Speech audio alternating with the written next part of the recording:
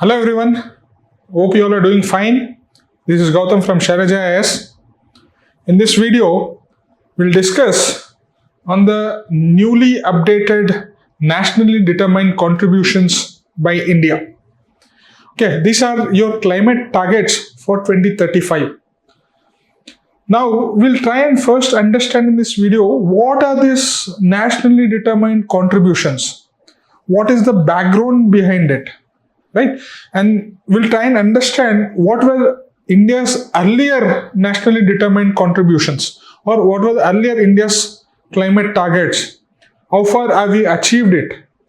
And what are the new targets that India has set itself for 2035? And we'll also try and see if this self-imposed targets, the framework which has been started from your Paris Climate Accord of 2015. Is it good, or what are the criticisms associated with such kind of a self-imposed targets? And finally, we'll try and understand what are the structural barriers that is preventing India from undertaking a more drastic climate transition, right? Green energy transition. Right. First and foremost, I think you all know the evolution of environmentalism at an institutional international level. It began 5 decades back in your 1972 Stockholm Conference, whereby the word sustainable development was considered as central aspect of development itself. Earlier, sustainability was considered as peripheral.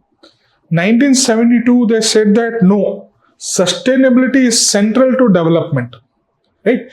2 decades later, 1992, Rio Earth Summit, whatever was the principle was transitioned into, or it resulted into some concrete institutions through conventions and through institutions. You had your United Nations Framework Convention on Climate Change.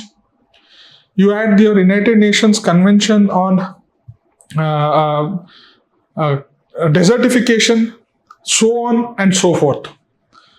Your UNFCCC, that is United Nations Framework Convention on Climate Change, was or is the primary platform in which the countries across the entire world is going to come together and undertake or decide on certain policies or measures that needs to be taken in order to combat climate change.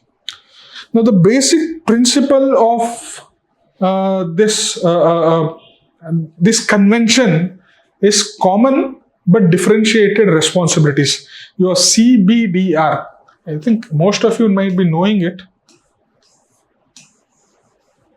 To combat climate change, it is the responsibility of everyone. It is common responsibility. Everyone has to come together in order to tackle climate change. We cannot say that we did not cause it, so we cannot be taking actions towards it, or we should not be held responsible towards it. No. Everyone has to come together. But the responsibility is going to be differentiated. It means someone has to take more responsibility, someone has to take less responsibility. Who has to take more responsibility? Historically, your developed countries like USA and Europe, through their industrial revolution, were the primary causer for your pollution and climate change, the consequences of which is being felt by the entire world. So people who caused it should take more responsibility. People who are still emerging, who are still developing, who don't have enough capacity, who are the victims of climate change should take a lesser responsibility. And in that pursuit, Kyoto Protocol was signed, which imposed, you can say, restrictions on countries. It was a legally binding thing which imposed restrictions. So the UNFCCC came out with targets that country A has to reduce this, country B has to reduce this, country C has to reduce this. So it was top-down approach. And Kyoto Protocol was a failure. So in Paris Agreement or Paris Accord, which was your 21st, which was your 21st, I think, right? or 16th. Okay? It was the 16th, I think, 16th Conference of Parties, which came together in order to arrive at some consensus to take actions. In this Paris Climate Accord, it went for a radically different approach, whereby it said that rather than top-down approach, we'll go for bottom-up approach. Countries are going to determine by themselves how much climate targets or carbon emissions they are going to undertake, carbon emission reductions they are going to undertake. We'll just monitor it. So, European Union will say, I'll cut down my carbon emissions by 100 billion tons. Country B will say, I'll cut down my carbon emissions by certain tons. Country C will cut down your carbon emissions by certain tons. And no one is imposing it. Every country is, you can say, advised to go for a much more stronger reductions. So that eventually the world as a whole is going to limit the global warming well below 2 degrees Celsius as compared to the pre-industrial levels, but push or aim to effort to limit this global temperature rise to 1.5 degrees Celsius. Right now, our country is warming at a much more faster rate as compared to pre-industrial level. So we have to control that warming itself to 2 degrees Celsius and push to get to 1.5 degrees Celsius. Scientific reports have shown that if we don't do it, then there's going to be catastrophic consequences. Okay, glaciers are going to melt, permafrost melting is going to happen, low-lying islands are going to get submerged. You can say the relationship between your pest and crops is going to change. So there is going to be much more severe consequences if we don't limit it. And scientific reports have also shown that it is anthropogenic activities, human-made activities, which is pushing the globe towards this fast-paced global warming. Therefore, we need to control our activities so that we control the temperature rise and limit it to just 2 degrees Celsius above pre-industrial levels. So, the Paris Climate Accord came up with something new approach called as nationally determined contributions, whereby every country is going to set its own climate target rather than being imposed. And these nationally determined contributions is going to be updated once every 5 years. So your Paris Climate Accord signed in 2015 came to effect in 2020.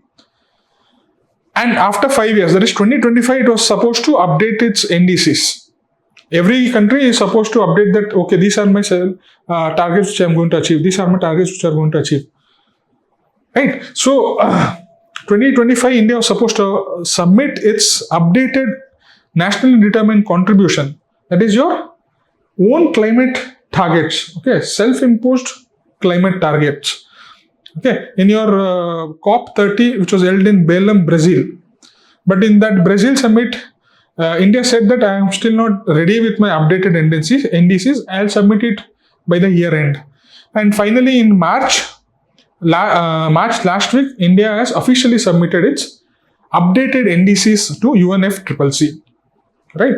So we'll look into the evolution of NDCs itself. In 2015, when Paris Climate Accord was signed, India submitted its nationally determined contributions. India said on 3 parameters. First parameter is on installed capacity. It said that 40% of installed capacity is going to come from non-fossil fuel sources. For example, installed capacity is 300 gigawatts. 40% of 300 gigawatts should be from your renewable sources. That is your solar, wind, hydropower, etc. Right? Installed capacity, 300 gigawatts of installed capacity, out of which 40% is from non-fossil fuel sources. Second is the parameter of emission intensity. Emission intensity is what? Carbon dioxide emitted, overall quantity, divided by GDP. It said that compared to what we are having in 2005, emission intensity, that is total carbon dioxide emitted divided by GDP, that ratio, that number, we are going to reduce it by 33 to 35%. Okay, so how we are going to reduce this number? Either see, if this is carbon dioxide emitted by GDP, this is your emission intensity. This number you are going to reduce by 33 to 35%. Now, if you want to reduce this number, you are either going to decrease carbon dioxide, that is one of the easier way, or what you can do, you are going to increase your GDP. India is trying to do simultaneously both, right? So that was one of the target which it gave. Third target which it said was that we are going to increase the carbon sink of, we are going to create carbon sink of 2.5 to 3 billion tons of carbon dioxide. So what is carbon sink? It's nothing but your forest. Forests are nothing but your carbon sink. It absorbs your carbon dioxide. So we are going to increase this carbon cover, which is capable of absorbing 2.5 to 3 billion tons of carbon dioxide. So your forests are being viewed in terms of carbon dioxide absorption capacity. Okay. So these are the three targets which it gave. And in 2021, Glasgow Summit, your 26th Conference of Parties, Glasgow Summit, India came out with something called as Panchamrit ambition, 5 targets for climate energy, right? For climate change, for tackling climate change.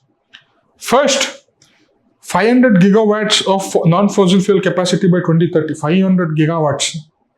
Okay, overall, that is a overall quantity term. Second thing, 50% of your energy is going to come from your renewable sources. Third, we are going to reduce the projected emissions by 1 billion tons, primarily from the government side.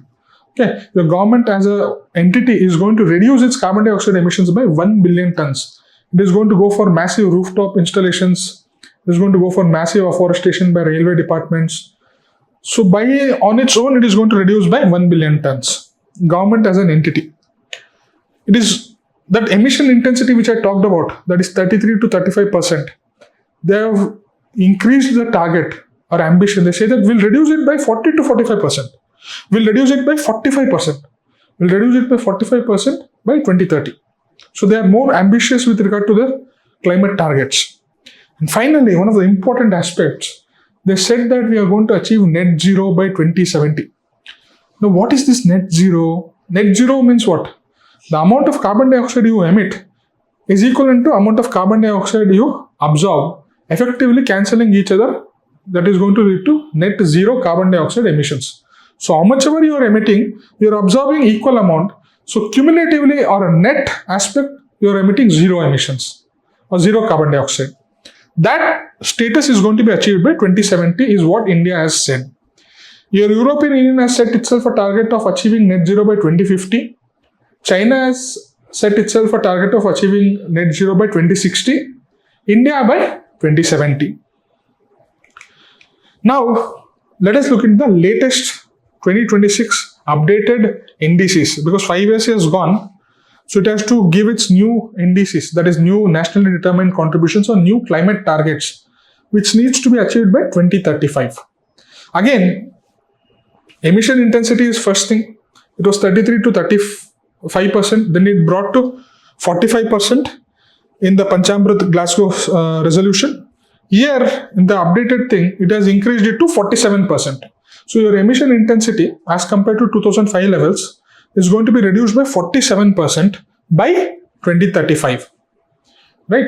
And how much has India has already achieved? India has already achieved 36% of reservation reduction by 2020 compared to 2005 levels. Emission intensity, why it is reducing at a much faster pace? Because it is not because of reduction in carbon dioxide. Along with that, it is also increasing its GDP to a greater extent. So obviously, your emission intensity is going to fall much more drastically, right? Second important target which is provided in the latest updated NDCs is that installed capacity. In 2015, it said that 40% of installed capacity is from non-fossil fuel sources. Here, it is saying that we are going to increase it to 60%. So if the overall installed capacity is 300 gigawatts, that is the maximum potential electricity generation. If it is 300 gigawatts, I am going to make sure that 60% of it is from your non-fossil fuel sources. Okay, installed capacity, please remember, that is the maximum electricity potential. It is not the actual electricity generation. No, I might be having, for example, it is like similar to, for example, if you are having a hard disk of, or if you are having a pen drive of 32 GB, do you think entire 32 GB will be filled? No. You can fill until 16 GB, 20 GB, up to your wish. That is your actual generation. Is different from maximum generation. Installed capacity is about maximum. Okay, for example, they're saying like similar to what is happening. If you're having a 16 GB pen drive, you say that I'm going to update it to 32 GB pen drive. The content may or may not increase. For example, what is happening? India is having almost achieved 52% of installed capacity in from non-fossil fuel sources. By 2025, it achieved it, 52%. It has to now achieve only 8% of it. It has to now achieve only 8% of the remaining thing. I was actually talking about your installed capacity and the actual capacity, and I was giving you a reference with regard to your pen drives. See, what government is saying is that right now we are having installed capacity 40% from non-fossil fuel sources. We're going to increase that installed capacity to 60%. The actual generation may not follow the same proportion. It's similar to saying that if there is a total hard disk capacity of 1 TB, 40% or 400 GB I am going to use pen drives. Remaining 60% or I'm going to use it maybe from a cloud source, or I'm going to buy it from Google Cloud or Apple Cloud or other things. That's a different mix, right? You don't know if the entire documents you're storing all the things in cloud or all the things in hard disk, you don't know, right? It's about the overall installed capacity is the maximum potential part of it, right? So the third target which India has given with regard to its latest nationally determined contributions is the carbon sink target. Earlier, 2015, you remember, it said that we are going to have a total carbon sink of 2.5 to 3 billion tons of equivalents of carbon dioxide. It has now increased to 3.5 to 4 billion tons of carbon dioxide equivalent, right? So these are the major updates with regard to your climate targets which India has set for itself. It is not imposed, it is not told by any organization, right? These are called as nationally determined contributions. Okay. So if you look at the table or the chart over here, your non-fossil fuel installed capacity earlier 2015, the target set was 40%. 2022, the target set was 50%. Now the target set for 2035 is 60%. Currently, as of 2026, March, this target is already at 52%, right? Emission intensity reduction from 2005 levels, earlier it was 33 to 35%, now it is 45% in Panchamrit resolution. The latest target is 47%, right? We have already achieved 36% of reduction. Carbon sink in the 2015 goal as well as in the Panchamrit goal, it was kept at 2.5 to 3 billion tons of carbon dioxide equivalent. It has now increased to 3.5 to 4 billion tons of carbon dioxide equivalent. Net zero target was not announced in 2015 Paris Climate Nationally Determined Contributions goal. It was announced in your Glasgow Summit Panchamrit resolution. Now it is reaffirmed in your Nationally Determined Contributions of 2026. Right? The net zero target is supposed to be achieved by 2070. Now, what is the overall criticism of this entire nationally determined contributions framework itself? The voluntary targets, the right word is voluntary climate targets. What are the criticisms against this bottom-up approach? First and foremost is that if it is voluntary and if it is not mandatory, who do you think will follow it? Very few countries. Very, very few countries will try to actually follow it because it is not mandatory. That is one of the issues with regard to your self-set targets. Now, whatever other countries, all the countries cumulatively, whatever the climate targets that they voluntarily made, even if everything is 100% achieved, forget about lack of implementation. Even whatever target they have made, if all the countries, India, China, USA, all the countries' targets cumulatively, whatever they have voluntarily made, if they achieve it, even then it is not going to fulfill your Paris climate goal. Paris Climate Accord's goal is what? To restrict the global warming temperatures up to 2 degrees Celsius above your pre-industrial levels. Now, these criticism with regard to voluntary targets, they're saying that even if that 100% of voluntary targets are achieved, then the maximum limitations we can do is 2.5 degrees Celsius. Okay, that is one criticism of this voluntary self-set targets. Second is implementation gap. Okay, first of all, your voluntary targets itself is not ambitious. Second thing, whatever you are announcing or whatever you are promising to implement, you are not implementing it in the ground level. So there is no enforcement mechanism to hold you accountable. There is only a global stock take mechanism. Every 5 years once, all of them are going to come together. All of them are going to say or prepare their own progress report card. Okay, what you announced in 2015, how much have you achieved? What is your next target? So everyone is going to comment on it. There is no punitive measures if you are not fulfilling it. There is only moral pressure to achieve these targets. There is no legal or financial or punitive measures if you don't achieve these targets. Another big criticism of this voluntary method is that US has withdrawn from this particular deal. US said that this was signed during Barack Obama time period. I don't believe in this anthropogenic made climate change. It is all a hoax. It is all a scam. So I am not going to, you can say, be a part of this deal, right? And it has withdrawn from this organization. Second largest emitter after China. If that is withdrawing, do you think we'll be able to achieve this Paris Climate Accord? Practically impossible. Right? Finance gap is there. See, your developing countries agreed to this common but differentiated principle on the assurance that whatever are the measures that it needs to take to adopt a more greener pathway, to abandon your fossil fuel polluting sources. If you want to adopt a much more cleaner technologies, you need that financial support from the developed countries. Developed countries initially promised $100 billion every year to support this transition to a much more cleaner, sustainable pathway. But that has not materialized now. Okay. Practice has shown developed countries have not walked the talk.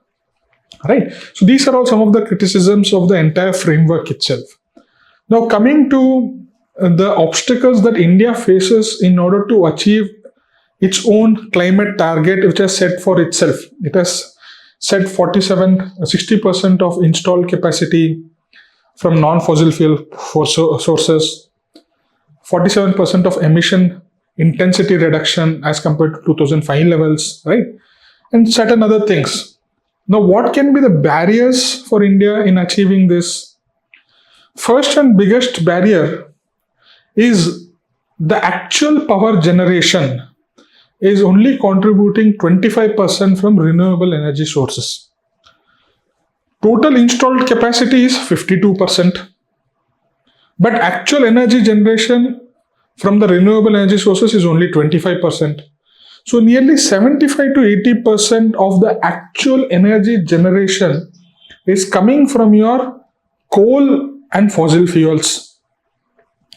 Right? So why is this happening? Why we are not able to maximize the potential of installed capacity from non-fossil fuel sources? Why is that happening? First thing is because our infrastructure, our transmission infrastructure is not updated in order to handle this peak inputs and peak drop downs. For example, let us take solar power plants. It is going to peak in daytime, it is going to drop drastically in nighttime. So in order to deal with this fluctuation, your transmission infrastructure has to be updated or modernized, which is not there. As a result, you don't allow the generation to exceed a certain limit. Right? Second solution for this is what? See, correct. Morning time it is producing too much of energy. Why don't you store it in batteries and then you send it to the transmission network as and when it is required? So your battery or energy storage infrastructure is not updated according to the growth at which the installed capacity is happening. See, transmission infrastructure is going to handle as long as there is a steady supply and steady delivery. If there is peak and drop down, your infrastructure is not going to handle it. So they better say that you please don't send that power generation itself. Right? So, and why are these distribution companies not modernizing the transmission infrastructure? Why government is not pushing for modernization of transmission infrastructure? Primarily because they themselves are financially very burdened. Discoms are facing financial crisis, whereby consumers owe them nearly $9 billion. And these companies owe the generators around $2.5 billion. So they themselves are very cash strapped in order to upgrade or modernize the transmission infrastructure. They are barely surviving day-to-day operations and meeting the regulatory requirements of providing electricity at a fixed price, because these electricity tariffs are fixed by the government regulatory authorities.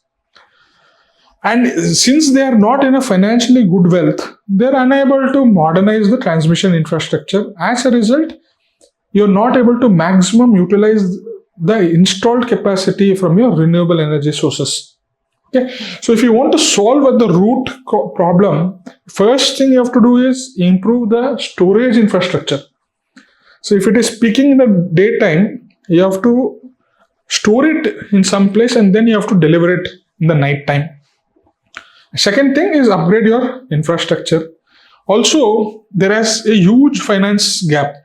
Your NITI Aayog has estimated that if India wants to transition to a more greener pathway, it needs sustained investment of close to $5 trillion, right, between 2025 and 2050. So, $5 trillion is more or less equivalent to almost 1.5 years of our overall GDP. So that sort of an investment is required between 2025 and 2050 in order to achieve its climate targets. So this is also one of the barrier, or the lack of finance is one of the barriers which can prevent India from achieving its climate targets. Another big barrier which India is having is the social barrier. Because some of these coal-rich states like Jharkhand, Chhattisgarh, Bihar, if the dependency on coal is reduced, the livelihood and economic aspect in these coal-rich states is going to be adversely impacted. As a result, there is going to be resistance, both socially as well as politically, from these states. Nation as a whole needs to balance this transition and ensure that the transition is in a just manner without severely impacting these affected states. Right? Another barrier is, another concern key barrier which I forgot to say is, India is still dependent on coal. We are seeing that nearly 27 gigawatts of thermal power plants is in the process of being commissioned by 2030. So we are still investing hugely on coal, even though there is international pressure on India to phase out coal. India has resisted it because coal is the cheaper source of energy, and India has coal reserves that can last for another 100 years without much of tension. So it doesn't want to let go of this cheaply available resource. So it is also rapidly expanding its thermal power plant capacities. Same time, it is expanding your renewable energy capacities, but we are not able to utilize maximum from it because of poor transmission infrastructure. right? So these are all some of the structural barriers which India is facing in its path towards achieving your climate targets, right? We have a small question over here. India's NDC targets are achievements dressed as ambitions. Critically examine India's climate commitments under Paris Agreement and evaluate whether the 2035 targets reflect genuine progression. So they are asking you the challenges and the progress that India has made towards achieving its targets. I think what all we have discussed in the video, you can summarize it, crisp it, make use of the points, data points, structure it into a good answer. You can send it to me for the feedback or evaluation. My phone number is on the screen. This is my email ID. Feel free to contact me for any doubts, for evaluation, for advice. So looking forward for your response. All the very best and thank you.